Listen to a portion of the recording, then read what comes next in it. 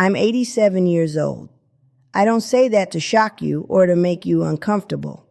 I say it because I've lived long enough to know that some truths only reveal themselves when you're looking back at decades instead of years. My name is Dorothy. I was born in 1938, married in 1959, widowed in 2006.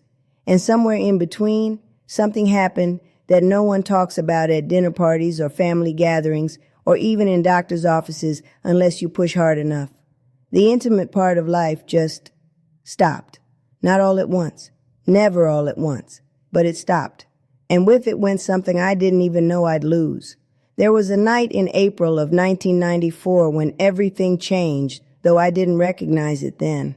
I was 56 years old. My husband Robert was 58.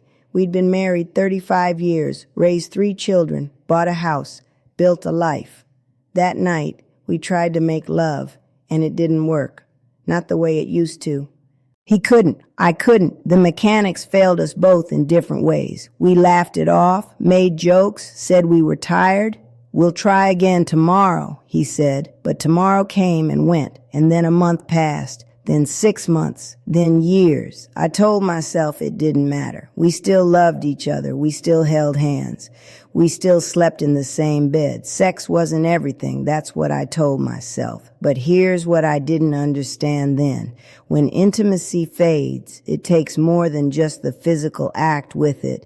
It takes a language you didn't know you were speaking. Before it stopped, there was a way Robert would look at me when we were alone. A way his hand would rest on my hip when we stood at the kitchen sink together. A way we existed in a private world that belonged only to us. When the sex stopped, those things stopped too.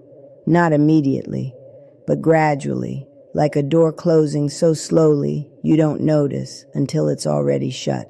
I remember standing in front of the mirror one morning in 1997. I was 59. My body had changed. Everything had softened, shifted, settled in ways I didn't recognize.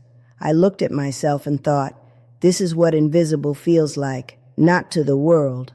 I still had friends, family, a job, but to him and to myself. We never talked about it. That's the part I regret most. We were married for 47 years, and we never once had an honest conversation about what we'd lost.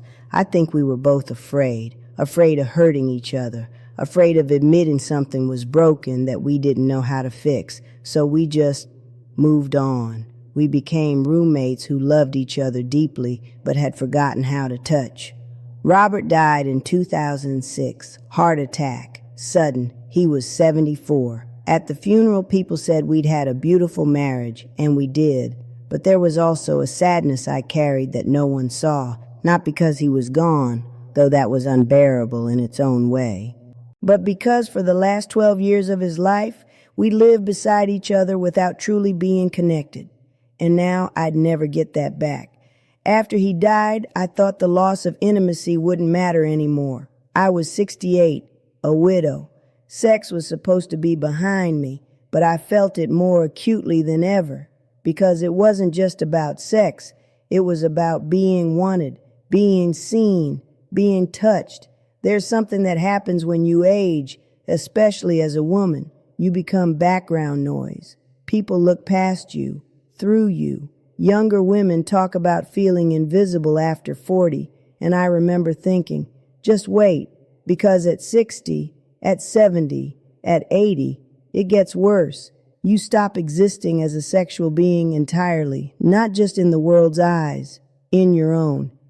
I had a friend named Judith who used to say, "We're not dead yet." She was 73 when she said that, sitting across from me at a coffee shop, talking about a man she'd met at the library.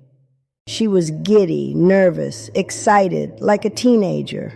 I was happy for her, but also jealous, because I couldn't imagine anyone looking at me that way again. Judith died 2 years later. Cancer, fast and cruel. At her memorial, her daughter mentioned the man from the library. She said her mother had been happier in those last 2 years than she'd been in a decade, and I sat there thinking, she didn't waste it. She didn't let age or fear or shame stop her from wanting to be wanted. I wish I'd been braver. I wish I'd said to Robert back in 1994, "This matters to me. Let's talk about it. Let's figure it out." Maybe we would have gone to a doctor. Maybe we would have tried something new. Maybe we would have just held each other and cried and admitted we were scared. I don't know, but silence was the worst choice, because it meant we spent the last years of our marriage pretending everything was fine when it wasn't. There's a phrase I've started saying to myself now. Just 2 words: don't hide. I say it when I'm tempted to brush off a feeling or swallow a truth because it's uncomfortable. Don't hide from yourself, from the people you love, from the parts of life that scare you.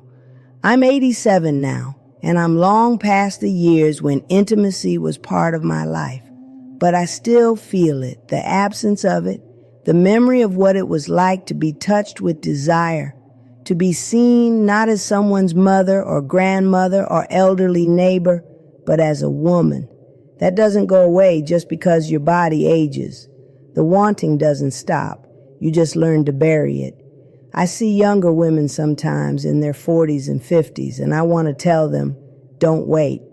If something's wrong, talk about it now. If you're feeling disconnected, say it now. If you're scared or ashamed or unsure, face it now, because time doesn't fix these things. It just buries them deeper. I had a granddaughter who came to visit me last year. She's 38, married, 2 kids. She sat at my kitchen table and said, "I can't remember the last time we had sex." She said it quietly, like a confession, and I wanted to tell her everything about Robert, about the years we lost, about the silence that grew between us. But I didn't. I just said, "Talk to him." She nodded, said she would. I don't know if she did. Here's what I wish I'd known at 56. Your body will change. That's not optional. But connection doesn't have to end. Intimacy doesn't have to end. If you let it go without a fight, you'll regret it. Not because sex is everything, but because it's the thread that keeps you tethered to each other in a way nothing else does. When you stop touching, you stop seeing. When you stop seeing, you start drifting. And eventually you wake up one day and realize you're living with a stranger. I don't blame Robert. I don't blame myself, really. We were products of a generation that didn't talk about these things. Sex was private, shameful almost to discuss. So we didn't, and we paid for it. There are nights now when I lie in bed alone and I remember the way it felt to be held. Not sexually, just held. The warmth of another body, the rhythm of another heartbeat. I miss that more than I can say. I'm not telling you this to make you sad. I'm telling you because I know how easy it is to let things slip away. To think, we'll deal with it later. To assume there's always time. But there isn't.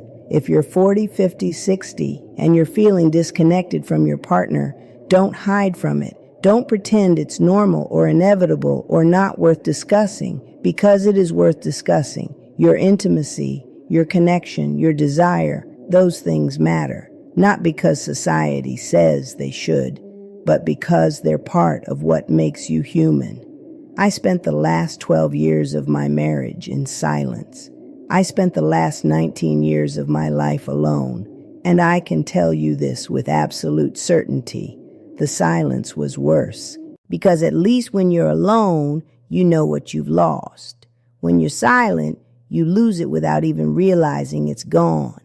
Don't hide, not from your partner, not from yourself, not from the truth of what you need.